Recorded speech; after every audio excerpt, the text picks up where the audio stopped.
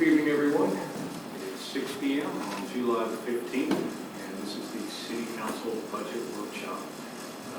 Calling this meeting to order. Please rise and join me in the Pledge of Allegiance. Pledge allegiance to the flag of the United States of America and to the republic for which it stands, one nation, under God, indivisible, with liberty and justice for all. Renee, would you please call the roll? Councilmember Frank Bankert. Present. Councilmember Lloyd Roberts. Here. Councilmember Kim Elliott. Present. Mayor Dave Gaddis. Present. City Manager Kyle Riefler. Here. And City Attorney Randy Mora. Present. Thank you, Renee. We have item number 1 on the agenda, which is discussion and review of fiscal year 2024-2025 budget. Mr. Riefler, you have the floor. Thank you, Mayor. I'm going to go through the changes from the last draft to the current draft, just to cover what's been updated since our last workshop. What we're going to talk about in the special meeting immediately following is the 2 upcoming hearing dates for the budget. The first one is set for Wednesday, September 4th, and the second is going to be Monday, September 16th. That's been on our calendar, so that hasn't changed. We did get the updated taxable value preliminary tax roll, and that came in at the 10.55% increase on the overall taxable value. And that is going to come into play for our special meeting as far as setting the tentative rollback rate.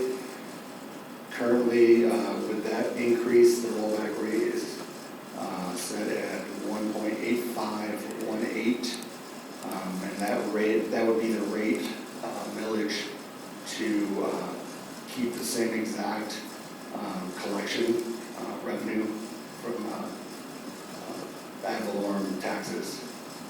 Our current millage rate is 2.0394. And that has been the same rate since 2012. And our estimated collection, which is based on 96% collection rate, would be a revenue of an increase of $1,752,675.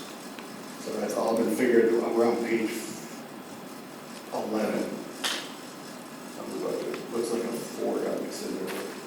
It's page 11. And then we'll flip to page 23. This is the general budget. This is informational technology department, and this is where we talked about the iWork software in the last workshop. It's been increased so that we can set up the software currently and be invoiced at the start of the fiscal year. And as a reminder, that's going to be the annual cost of $3,600 for the software. With a one-time fee, they got down to $1,200. We'll go to page 25. The last information we had on law enforcement was not, it was after this draft was created, so it does not reflect what our current contract rate is going to be. But that will be updated for our first hearing. I'd like to commend you on that also. Great job. Excellent find. While you're speaking about that, I think there's 2 residents that really should get the compliment here. Deborah Mall and June Ganscoy. Deborah Mall actually gave me an email at the beginning of this year to this former city manager saying that we were not being properly allocated. She asked me to look into it. That was the first thing I brought to Kyle, the budget. I took 4 observations. And in the evening, they were spending at least 1 hour, 1 hour and 30 minutes a day, just in the evening, getting the gator out, patrolling the beaches. So when I went back to Kyle came out with 1.2 hours, and you were figuring it out, but that was just completely off the records now to the geography of it. It is, and it never was time. So So the question at hand is, someone owes us about $100,000 for past years. How are we going to recoup that? I'd like to put you in charge of that. Please, help yourself and I'll I let you. will take I will that, let I you will take spearhead that, that I will movement take right that now. mission, sir. Thank you very much. And just for the record, I believe the party that would be responsible would more than likely be the sheriff's department. And this is getting broadcasted.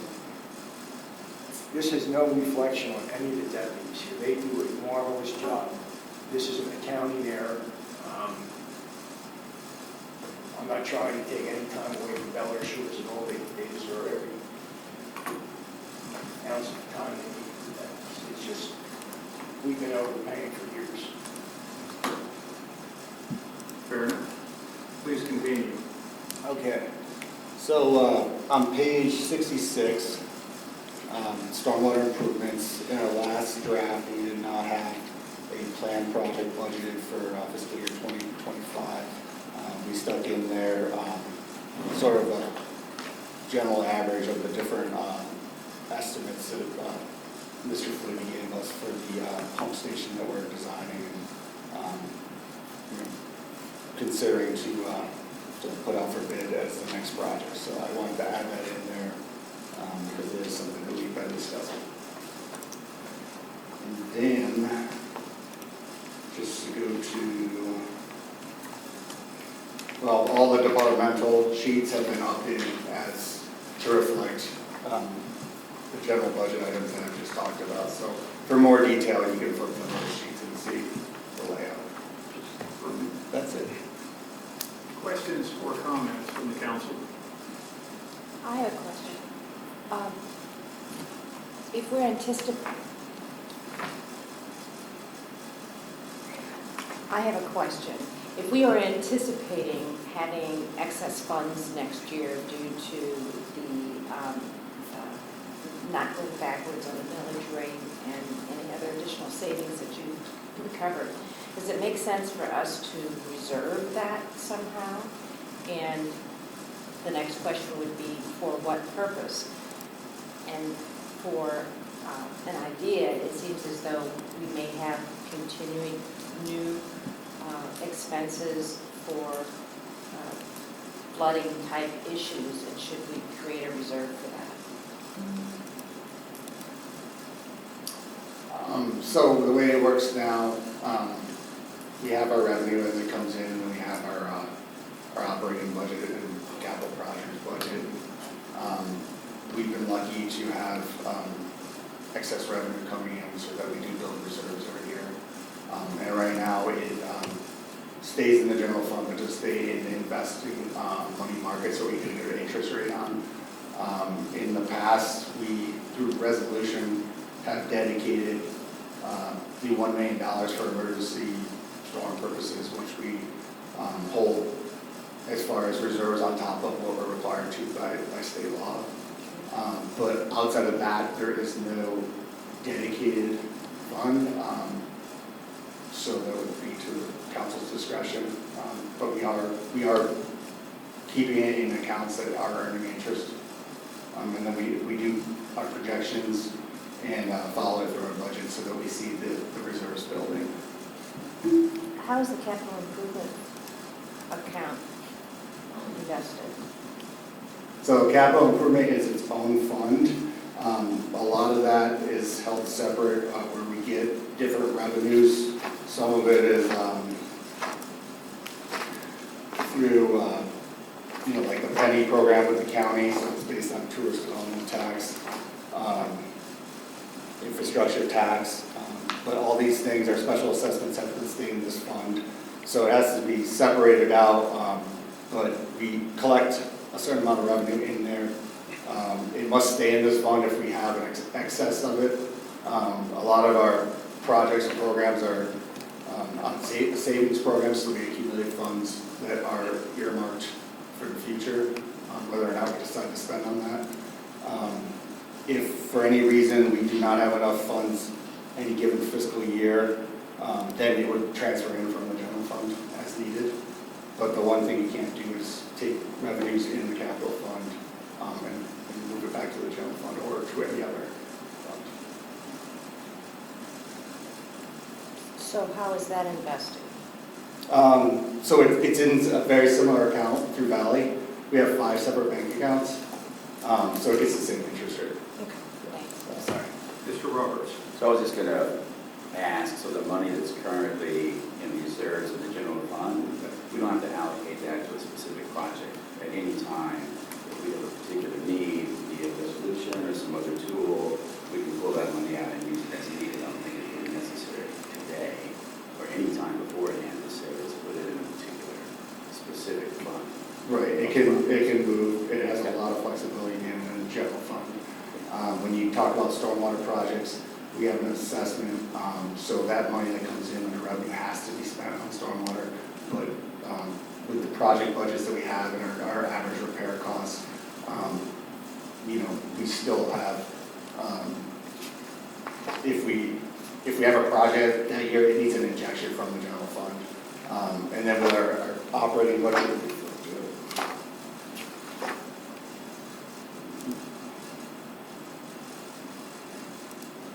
so our total stormwater fund expenses, without capital, so 47,000 for personnel services and another 69,000 for, your repair costs, your street sweeping, our storm drain maintenance. So right now, our current assessment is bringing about 175. So if we don't have a project in a given year, we'll actually cover operating costs. But in this year, with our stormwater project that we have, we took our full savings out of that, plus our yearly allocation for like Valley Curb, and used it. So, yeah, that's how it works. It has to stay in there, just like the capital fund. Sure. With the Marina Fund, that is a little different, where we have, money comes in through our slip rentals, but that is, since it's a enterprise fund, we can profit on it. So if we don't spend enough in a given year on expenses, and we're bringing on so many $1,000 slip rentals, which is right now about, we're proposing 66,400, then any overage we have on that can be transferred back into general fund. Okay. And just real quickly, back to the sheriff's contract. So I just want to make sure I understand this correctly. So the contract that the sheriff proposed to us was based on some algorithm that they used. So the information that you located and determined that our portion was incorrect, and Bel Air Shores also was incorrect. Yes. We were overpaying, they were underpaying. So if I made this statement, is this true or false? So there's really going to be no alteration that the sheriff's department would say, we're changing our numbers because they based the contract number on whatever they based it on. We then determined, along with Bel Air Shores, what percentage of that we pay versus what percentage Bel Air Shores paid. It was done previously based on theoretical hours by the deputies, and then you determine, which is wonderful, that it's not based, shouldn't have been based on that, it's based on physical area of the support for us in Bel Air Shores. So I'm just getting to the point that it doesn't sound like the sheriff's department is going to say, we should have collected less money. It's more of a sense that Bel Air Shores may owe us that money because they pay less than they should have been paying for several years, and we were paying more than we should have been paying. So it's really a want. It's ours goes down, theirs goes up. So that I don't visualize that the sheriff department is going to have any plan in this. They're going to say, we gave you a proposal based on the hours that we anticipate. We think we're going to spend in Bel Air Beach and Bel Air Shores combined, and this is how we split it up. Does that make sense? It does. Okay. And when you say the time from speaking with the captain, it got confused in the last so many years that I was even under the impression that it was based on time, how much time spent, and they calculated it somehow. But when he dug into it, he came back with saying, it never was. It was based on the land area. And he talked about some of the history about just how they were trying to figure the difference between Bel Shore and Bel Beach.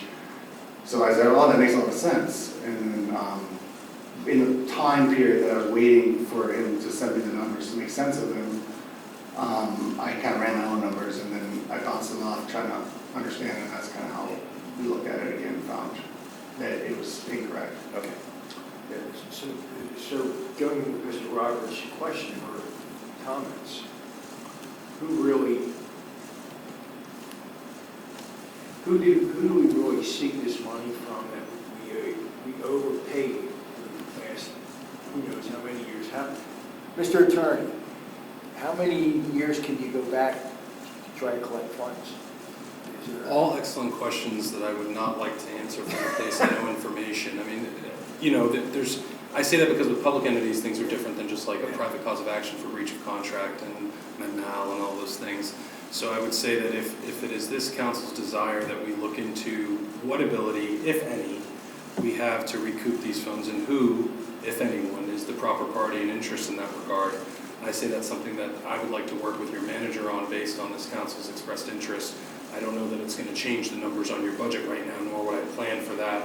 And also, any such pursuit would obviously come with the time and money expended to pursue it. And so we would have to see, once we have an idea of that. So without any commitment to do so, to proceed in that route, allow us to get you more information to speak from that rather than us all just sort of postulate what should or might could happen.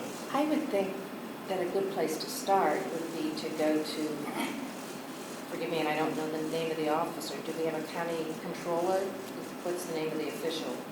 The CFO of the county. Right. Whatever Well, that official is, it seems like that's kind of where we start. Well, we start with our agreement with the sheriff's office first. We have to see what our PCSO agreements have said. We have to see what ability, again, if any, under statute or otherwise, we have to recoup. And we would also work with the, our contacts in the sheriff's office and otherwise to first navigate that. So, again, also understanding we are collaborative entities with the sheriff's office, with Bel Shore and otherwise. So we want to make sure that we're evaluating all our options before we just say, I think this is what we need to do. I'd just like the opportunity to work with the manager on it. Last week's email was the first that I learned of this issue. And so I'd like the opportunity to work with the manager to one, for me, better understand the particulars of it, the history, like how long has this been an issue, if at all, and then work from there. Keep me in the loop since Mayor. Understood. I would keep all of you in the loop. I work for all of you, and so.